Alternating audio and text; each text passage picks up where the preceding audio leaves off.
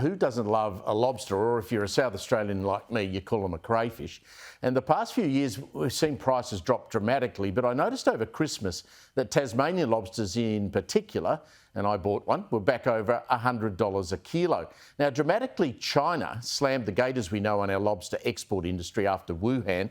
But there are now reports that there is a thriving black market for the delicacy. But could the Australian crayfish be back on sale in China? Could those trade bans be lifted? It was a $750 million business. So is there some good news coming? Joining me now is the Managing Director of leading seafood provider Ferguson Australia Group, Andrew Ferguson. G'day, Andrew. How are you? Yeah, good, Steve. Thanks. Crayfish or lobster? What do you call it? Well, lobster is the correct name. Anything lives in the sea really is a lobster. Anything lives in the fresh water is a crayfish. Why do us South Australians call it crayfish? I can't work that out. Are you sceptical the trade's going to reopen, or are you confident? I'd have to say I'm sceptical. I hear rumours and I hear reports, the same as probably everyone else. But look, I don't know. I've just got to say there's nothing definite from my sources. So we just wait and see, I suppose, like everyone else. How tough did it make doing business, Andrew? Pretty tough. It's been a tough few years, and it's still pretty tough as we try and find other markets. We've put a lot of effort into value-added product, our lobster halves, and into the retail side of it.